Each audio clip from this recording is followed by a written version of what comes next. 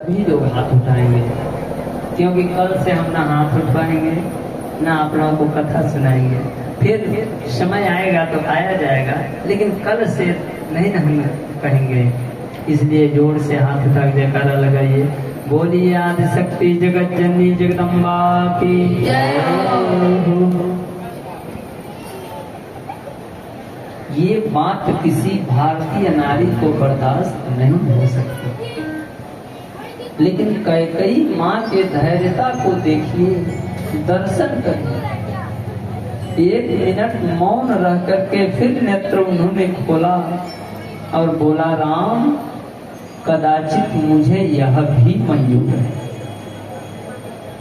मैं आपके खुशी के लिए वैधव्य जीवन भी जी सकती हूँ। राम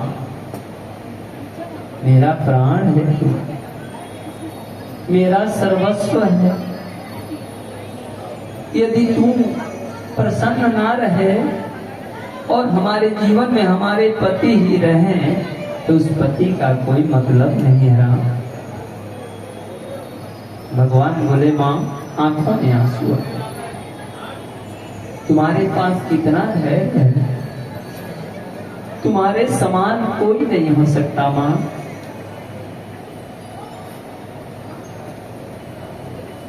एक समय आएगा, मैं गुरु विश्वामित्र के साथ में जाऊंगा, और जब विवाह करके वापस हम आ जाएं तो मुझे कहना ना पड़े, क्योंकि मैं कहूंगा तो हो नहीं सकता। मुझे कहना ना पड़े, मुझे वनवास भेज देना। बोलिए जय श्री कृष्ण। मुझे वनवास भेज देना माँ। कैकेयी माँ जब ये बात सुनी तो धड़ाम से जमीन पर गिर गई, बेहोश हो गए। वहीं जल रखा था, सज्जनों, जल हाथ में ले करके भगवान राम उनके मुख पर मारे। माँ क्या हो गया तुझे? माँ हड़बड़ा के नेत्र खोली, उठ करके बैठ गई, एकदम समाधिस्थ सा रही। फिर उन्होंने कहा कि राम, मेरा नाम कोई संसार में अपने बेटी का ना रखे, ये मुझे मंजूर है। संसार में मेरा अपजस हो, यह भी मंजूर है। मैं वैधव्य जीवन भी जी लूंगी, यह भी कदाचित मंजूर हो सकता था, लेकिन राम मुझसे दूर रहे, एक कदापि मंजूर नहीं है। नहीं कर सकते, हम आपसे दूर नहीं कर सकते। राम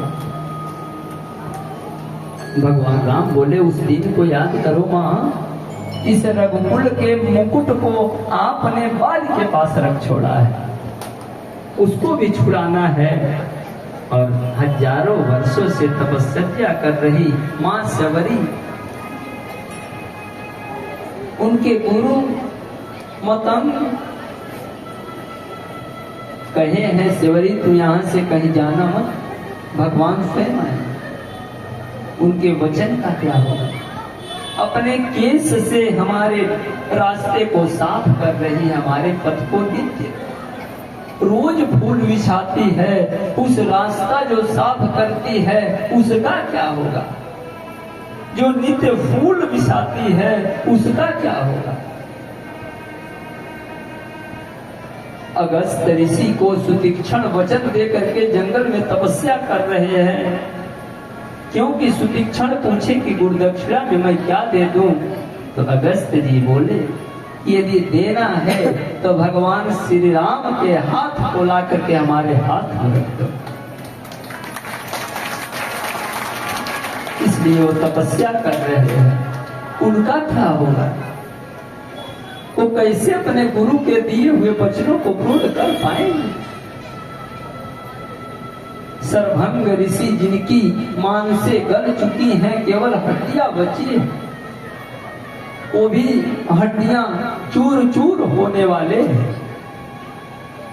मरने वाले थे, लेकिन प्राणों को रोक करके रखा कि बिना राम के देखे हम अपने प्राणों को जाने नहीं देंगे।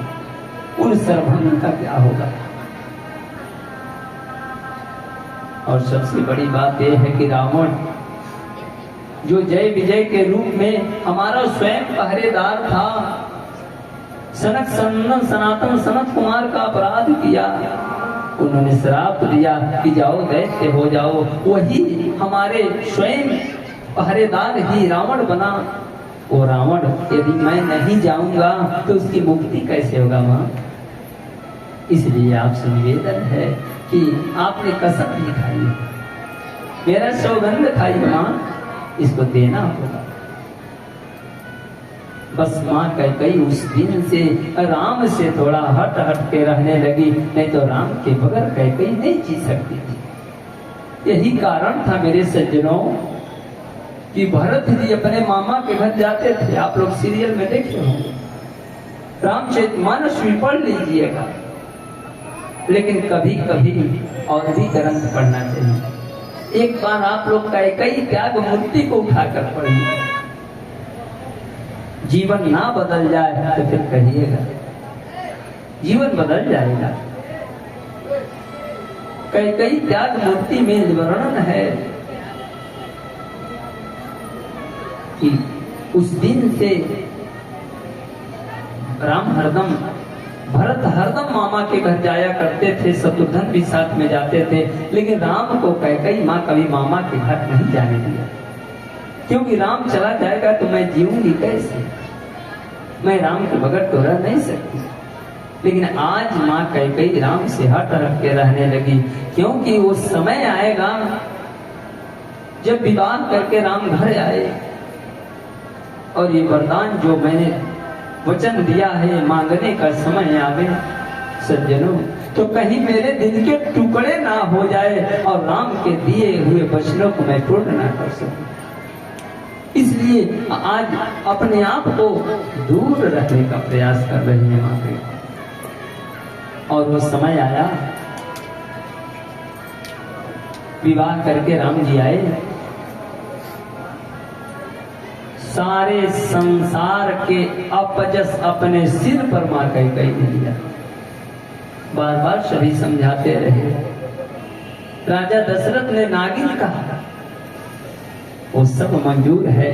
कैकेयी बोली कि सब कुछ मंजूर है, लेकिन मैं जो राम को वचन दी हूँ उससे कभी मुकर नहीं सकती, चाहे हमको जस मिले या अपजस, वो हम दे करके रहूंगी। वही समय था। एक दिन पहले राम को पता चला, एक शिक्षा राम के तरफ से मिलता है।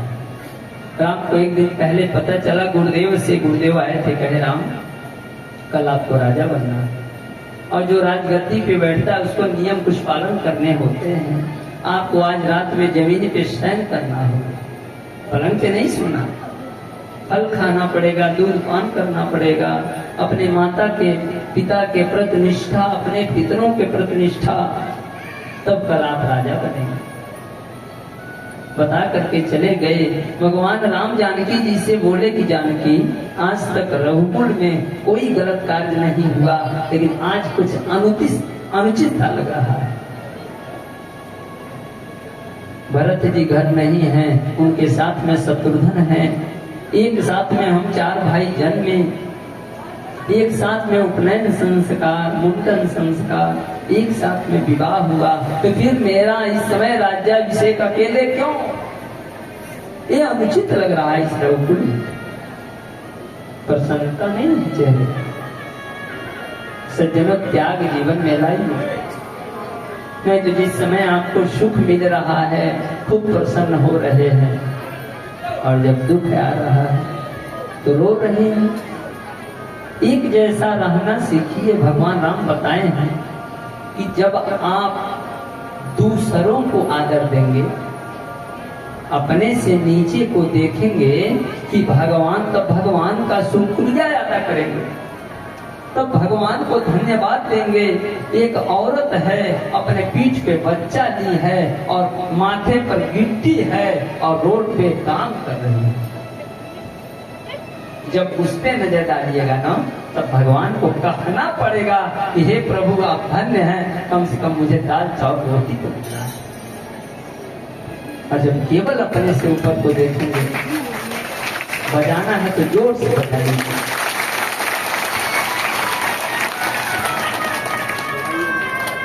इसलिए अपने से नीचे को देखिए। जब नीचे को देखेंगे तो आपको जब वैभव मिलेगा तो प्रसन्नता नहीं होगी, और जब लूट जाएगा कभी धन तो दुख नहीं होगा। इसीलिए राम को प्रसन्नता नहीं है। श्लोक लिखा है रामचरितमानस में, उसको तो पढ़ सकते हैं आप। प्रसन्नताम यान गताभिषेकम तस्थान ममले वनवास दुःखम मुखम पूजश्री रघुनंदनस्य में सदस्तु सा मंजुल मंगल।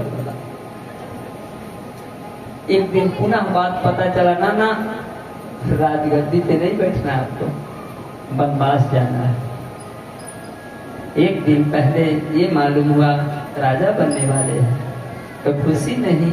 एक दिन बाद पता चला ना वन में जाना है, चेहरे पे उदासी है। ये राम का जीवन है, ये राम का मर्यादा है। और ये कैकेयी माँ की कथा है। आज के बाद आप लोग ये दिन दिमाग में एकदम बैठा लीजिए पक्का कि रामचरितमानस में सबसे अधिक राम से प्रेम